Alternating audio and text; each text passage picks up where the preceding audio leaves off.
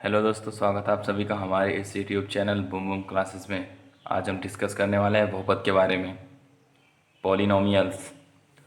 देखते हैं बहुपद क्या होता है। चर, अचर, गुणांक और घात वाले बीजगणितीय व्यंजक बहुपद कहलाते हैं, लेकिन घात ऋणात्मक संख्या ना हो। इसका क्या मतलब है? जैसे इसका मतलब ये है कि जो आपका घात है, जैसे मान लीजिए यही है x² + 2x + 3, तो ये जो है ये घात आपका जैसे -2, ये नहीं होना चाहिए। -2 जैसे है ये नहीं होना चाहिए। और पद किसी चर से विभाजित ना हो। इसका क्या मतलब है? जैसे मान लीजिए बहुपद जैसे 1/x+1, 1/2x+3 ऐसे विभाजित ना हो, और घात कोई भिन्नात्मक संख्या ना हो। इसका क्या मतलब है? घात, ये जो आपका घात है ये जैसे 1/2 + 3x + 2, ये घात इसमें जो है ये 1/2 है, मतलब भिन्नात्मक संख्या ना हो। तो मतलब ये सारे बहुपद नहीं होंगे। और ये बहुपद के एग्जाम्पल में जैसे x² 2x + 3 etc, मतलब x² ये बहुपद है। इसमें देखिए इसकी घात ना ही ऋणात्मक है, ना ही चर से विभाजित है, ना ही कोई भिन्नात्मक संख्या ये है इसकी घात। आगे देखते हैं बहुपद के मतलब 3 पार्ट को समझाते हैं इसमें हम। पहला है आपका एक पदीय बहुपद। इसमें क्या होता है एक पदीय बहुपद में? एक पदीय बहुपद का मतलब ये है कि कोई बहुपद का एक पद हो, जैसे x, एग्जाम्पल में जैसे हो गया x, द्विपदीय बहुपद में x+1, और इसमें क्या हो जाएगा त्रिपदीय में जैसे हो गया ax + bx + c, ये हो गया त्रिपदीय बहुपद। और आगे हम देखते हैं बहुपद की घात। तो बहुपद की घात क्या होती है? किसी बहुपद px की अधिकतम घात को बहुपद की घात कहते हैं। जैसे हम बहुपद को px से डिनोट करते हैं, इसलिए यहाँ पे px लिखा गया है। किसी बहुपद px की अधिकतम घात को बहुपद की घात कहते हैं। इसका क्या मतलब है? जैसे आपका मान लीजिए कोई एग्जाम्पल है x² + 2x + 3। इसमें मैक्सिमम पावर आप पॉलिनोमियल, इसमें इस पॉलिनोमियल में मैक्सिमम पावर कितनी है? ये दो, दो है। तो इसकी बहुपद की घात क्या हो गई? दो हो गई आपकी।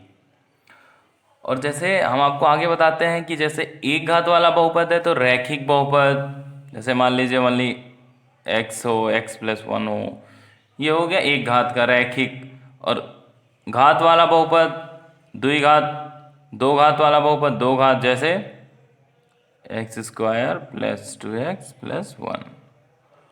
और तीन घात वाला बहुपद त्रिघात, जैसे x³ + 2x + 3 हो गया त्रिघात बहुपद। और ये जो रैखिक वाला है, ये एक अगर मान लीजिए आ गया तो इसमें ये एक सरल रेखा बनाती है, सरल रेखा। आगे देखते हैं द्विघात बहुपद का बीजीय व्यंजक ax² + bx + c होता है। इसको आप लोग याद रखे रहिए ऐसे ही, क्योंकि कभी कभी पूछ लेता है एग्जाम में कि द्विघात बहुपद का बीजीय व्यंजकों का मूलों का योग और मूलों का गुणन बताओ। ये आपको पता रहेगा तो आप लोग आसानी से बता सकते हैं। आगे देखते हैं हम बहुपद के अधिकतम शून्यांक उतने ही हो सकते हैं जितनी बहुपद की घात हो। इसका क्या मतलब है? मान लीजिए कोई एग्जाम्पल है x² + 2x + 3। अब इसमें ये कहा है कि बहुपद के अधिकतम शून्यांक उतने ही हो सकते हैं जितनी बहुपद की घात। इसमें घात कितनी है? मैक्सिमम दो। तो इसके शून्यांक कितने होंगे? इसके शून्यांक भी दो होंगे आपके। और हम आगे आपको बताएंगे, थोड़ा सा आपको हम ग्राफ के बारे में बताते हैं। जैसे मान लीजिए कोई आपका ग्राफ है,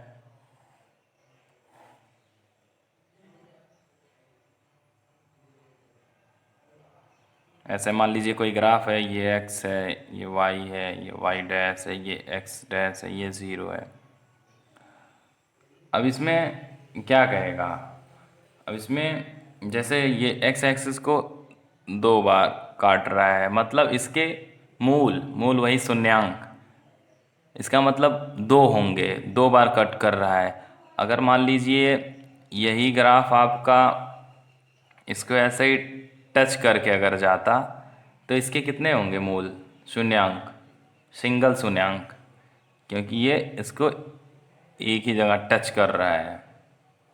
और अगर आपका यही ग्राफ ऐसे हो या फिर यही ग्राफ आपका ऐसे हो तो इसका क्या मतलब है, इसमें कोई शून्यांक नहीं है, कोई भी मूल नहीं होंगे इसमें।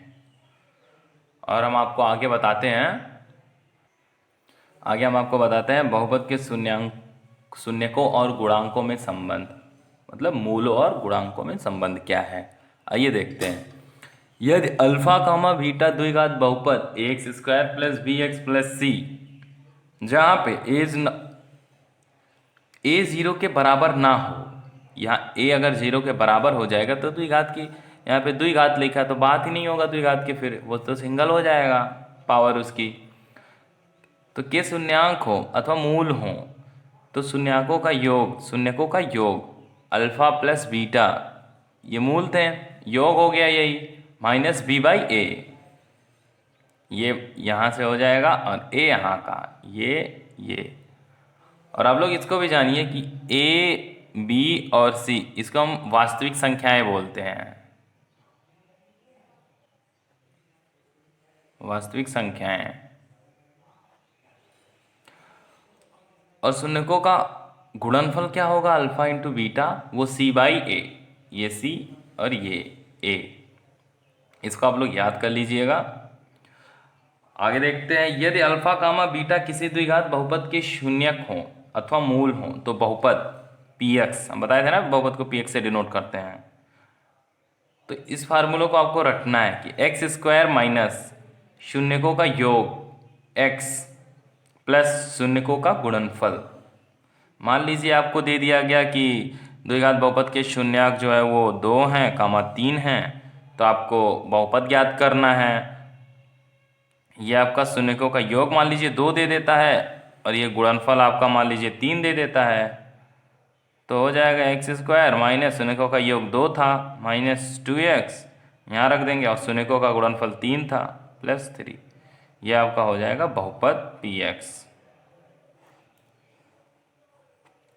आगे हम डिस्कस करेंगे अपने लेक्चर में त्रिघात बहुपद के शून्यकों और गुणांकों में संबंध के बारे में।